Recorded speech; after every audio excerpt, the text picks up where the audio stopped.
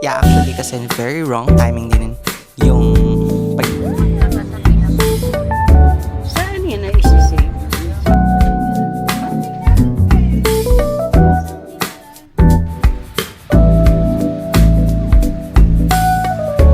which is good. Kasi ang 42 dito is sa Asuncion Tasca is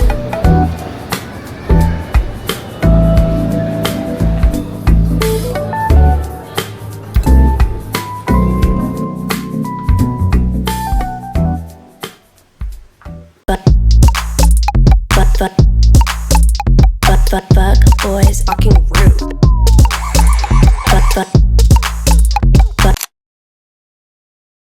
Hi everyone! So today is June to 2025. Means it's a brand new vlog. Happy Pride Month! So we are currently here in Zamboanga City. We are not here para mag-tour, mag-travel. Nandito kami para i-visit yung kuya ko kasi magbe-birthday yung kanyang anak. And they are currently based here in Zamboanga. As you can hear sa background, malapit yung bahay nung asawa ng kuya ko sa mosque, kaya may nagpe-preach doon. Yes, andito nga lang ako sa kwarto. Wala lang, mapag-isa. Earlier, nasa KCC Mall kami. Yes, while waiting dun sa... we had lunch first before going home dito sa bahay nila sa Zamboanga. And then tomorrow, birthday na nung pamangkin ko. So, we'll see. Bukas ako mag-start mag-vlog. See ya tomorrow. Hi everyone! So, today is the second day here in Zamboanga City. And nandito pa rin ako sa room.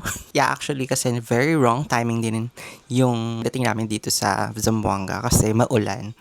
And yung biyahe din namin papunta dito maulan. And may bagyo ata. So, I don't know. So today is officially the birthday of my niece. So later, papakita ko sa inyo yung mga kaganapan sa my birthday. And to share with you guys, akala ko talaga pagdating namin dito sa Zamboanga City is puro bundok. But hindi. Mga buildings, not actually buildings, walang mga infrastructure na buildings na matataas. Pero para siyang Manila din. Wala lang matataas na building. Yeah, just imagine that. So later, ayun, maganda tayo for birthday. Okay? Laters!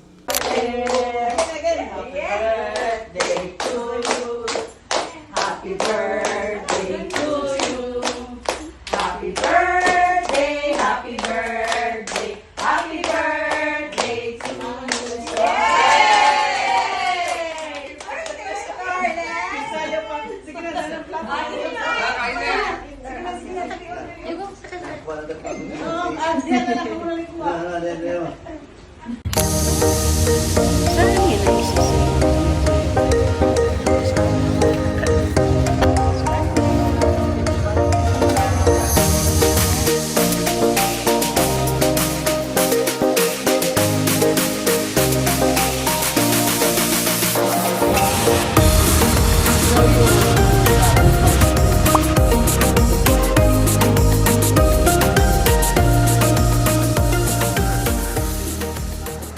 What's up, y'all? Hindi ko alam kung center ako. There. Fit check. Head to toe from Shein. Except for the bangle. It's from Kate Spade.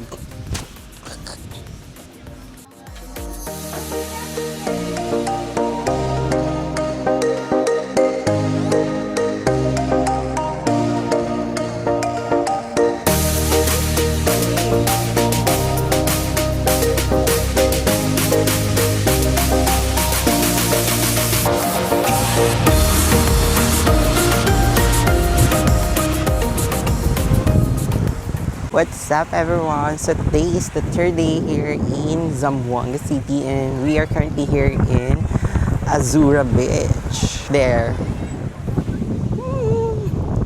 You know what's funny kahapon? Di ba I told you guys that I'll be filming the birthday event ng pamangkin ko pero hindi rin ako nakalabas agad.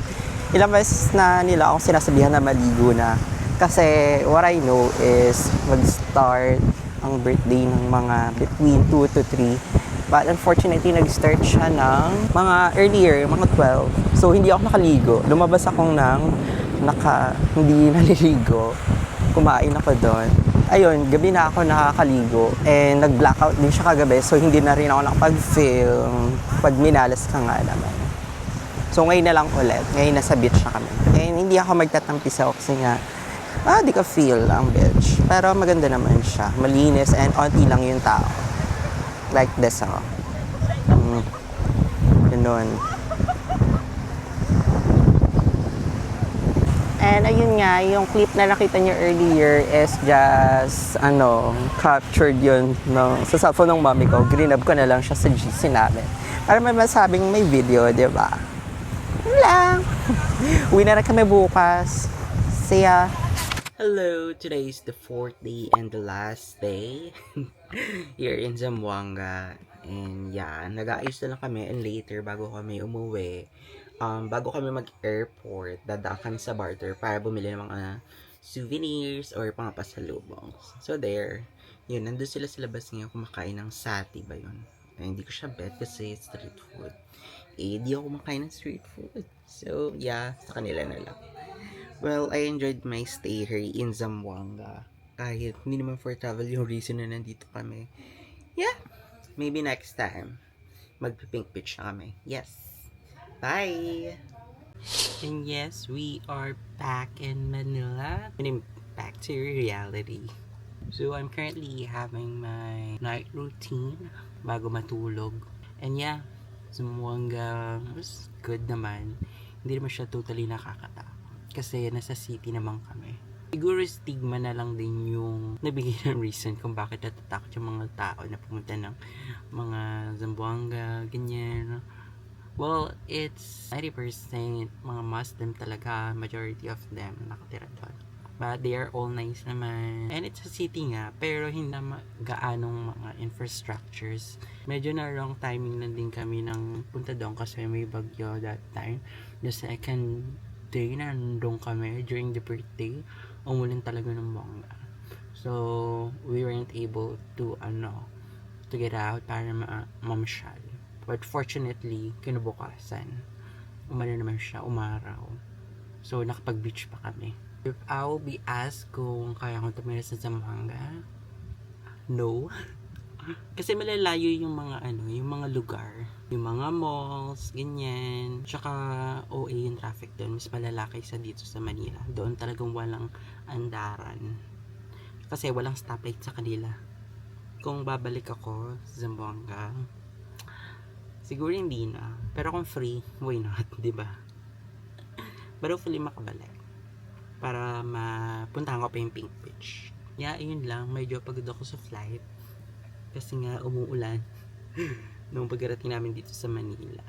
So yeah, magpapahinga muna ako kasi may pasok na rin ako kinabukasan.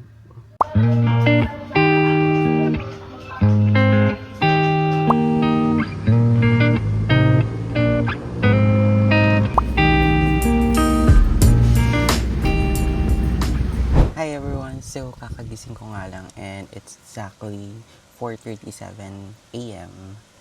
Kasi meron pa akong work. So yeah, kwento ko lang yun ang nangyayari kagabi or kahapon. So yeah, nag-run ako ng errands. Sobrang dami. Let me just share it with you guys. So first, nagpa-teeth whiten ako sa Tom Ford Dental Clinic dito sa Pasig. Actually yan, wait na yung teeth ko. Yeah, sobrang tagal na yellow nung teeth ko. Never ko talaga na-experience na maging white yung teeth ko. Pero ngayon na-experience ko na siya. Based sa experience, nakakangalay ng nakaganon. Mouth guard yung bibig mo for 45 minutes. Pero worth it yung result. As for the, ano bang tawag tayo, yung aftermath. Siya, nakakangilo, yung bigla nilang siyang aatake. Alam mo yun, nanonood ka, sine, biglang, alam mo yung feeling na natatanggal yung ngipin mo, ganon. Ganon ka-sensitive. Naging sensitive yung teeth mo dahil dun sa procedure. Pero, naman siya, safe. As for the price, naka-promo kasi siya. Kung gusto nyo, check nyo yung Tom Ford Dental Clinic. Ang regular price niya is 10,000. 3 sessions na siya. Madalas silang mag-promo, kaya avail nyo na. Next ko naman is, nagpunta ako ng market after that. nagbabalak akong bumili ng handheld PC for fun, para board. So, hindi ko alam, torn ako between Steam Deck OLED or Legion Go. Or, kasi magkakaroon ng Legion Go 2. So, hindi ko alam kung hintayin ko ba yun or bibili na ng Legion Go. Kasi nega na sa akin yung Nintendo Switch 2. Kasi gusto ko talagang nilalaro yung mga PlayStation games kaysa sa exclusive sa Nintendo lang. So, hindi mo na ako nakabili. Ano pa lang, canvassing. And then, after that, pumunta naman ako ng A1 driving school para mag-enroll for practical driving course. Pero unfortunately, hindi ako natuloy kasi sobrang OA sa mahal. Like, sobrang mahal. Akala ko kasi at first, 4,000 lang siya. So, yeah, 4,000 lang. 8 hours, twice a day. Tas 1 hour per day. Pero dun ka lang sa training center. Eh, napakaliit ng training center niya. Like, square lang siya. So, paano ka matututo? Hindi pa siya city driving. Kung gusto mo mag-city driving, you have to pay 12,500. That's premium. May mga iba pa may rush pa, ganun. Pero hindi ko alam yung ibig sabihin nun. So, 12,500, city driving siya. So, nag-consult ako dyan sa friend ko na yung mga kakilala sa driving school and sabi mahal pa nga daw. So, wag muna. And then after that, punta naman ako sa Savoy or Savolt Aesthetics. Nagpag-glutadrip ako. Bumalik na naman ako sa glutadrip kasi nga recently pinipimple ako. Especially dito sa part na to. Packer ko kasi yung glutadrip para hindi ako tigiwatin. So ayun, inavail ko yung promo nila. So for 12,000 pesos nakatipid ako. Naging 12,000. Diba? Friendly naman sila. Kasi recently nagkaroon ng nag-experience yung friend ko. Parang minata daw siya na parang walang pera. Ewan ko. We'll see. And lastly, nagkita kami ng friend ko, Belay, and then nanood kami ng Ballerina. Maganda yung Ballerina sa prequel for John Wick. So refreshing din kasi nandun si John Wick. Pero if tatanungin nyo kahit wala si John Wick, magbo-boom pa rin yung movie na yon. I love actions and yung mga stunts doon, super, yeah.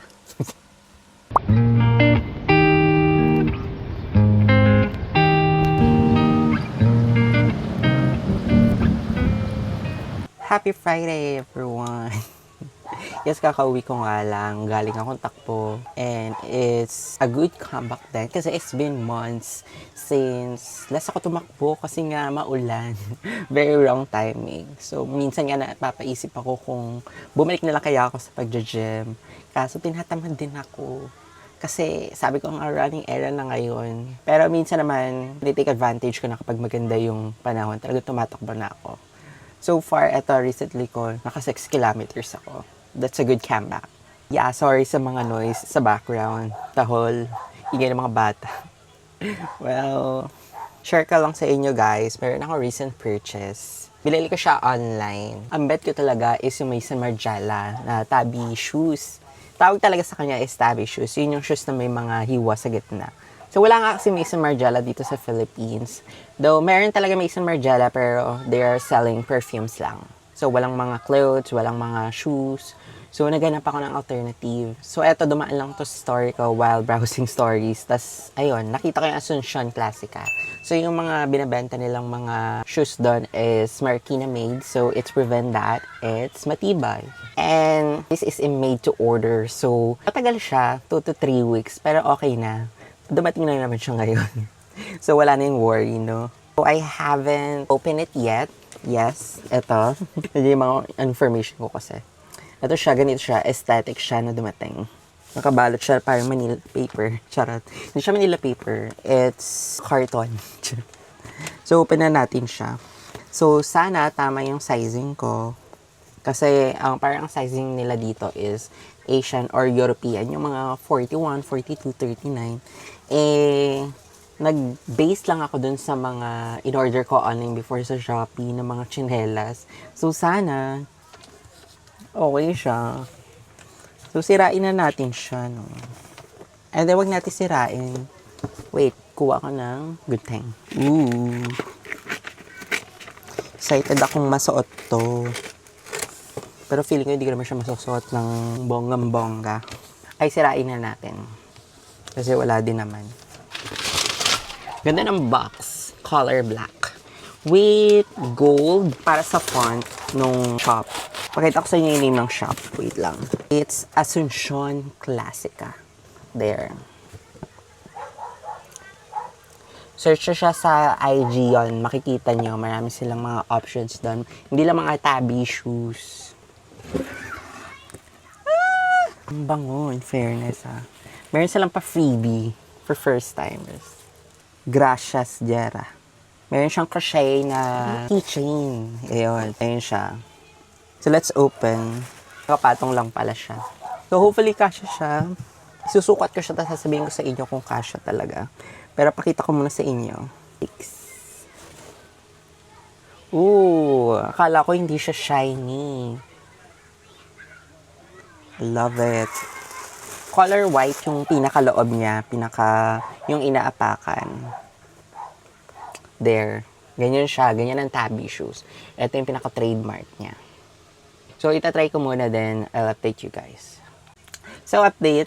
Kasya siya. Kasya, sakto siya.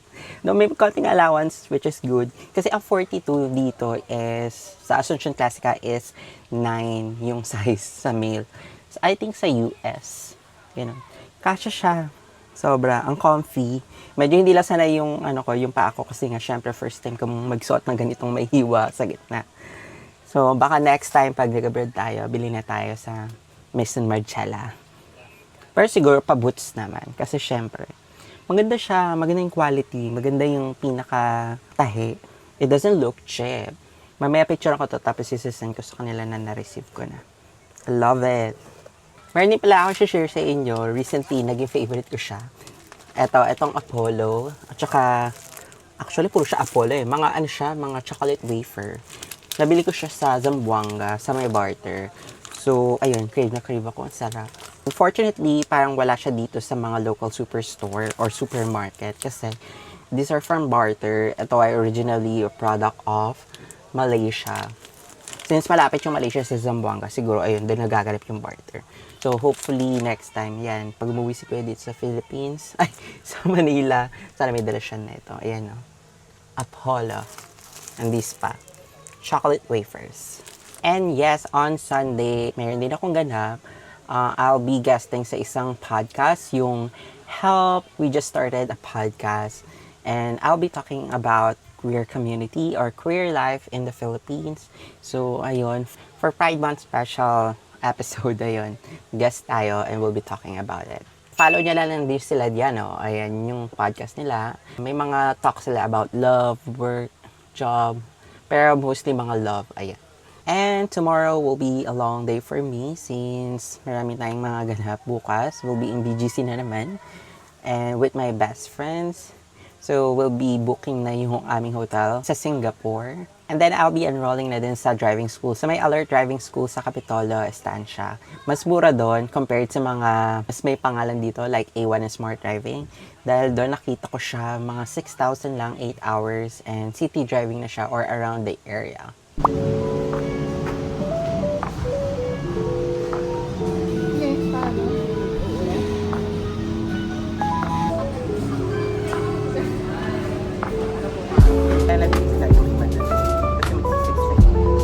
Mabagal-bagal pa natin. So, I'm currently here in Capital Commons and on the way na ako sa Estancia Mall. So, pupunta ako sa may Alert Driving School para mag-enroll for practical driving course. So, yeah, dapat sa init.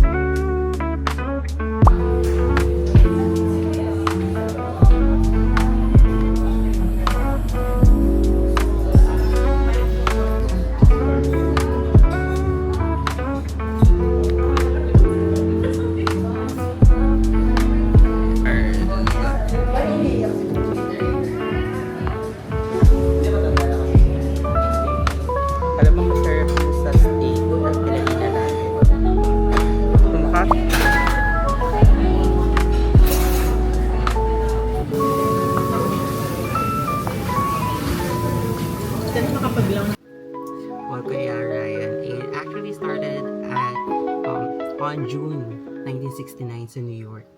Alam mo ba yung Stonewall Uprising? Doon nagkaroon ng Stonewall riots. Kasi, back then, di ba, ang homosexuality in some cities sa US, it's considered a crime.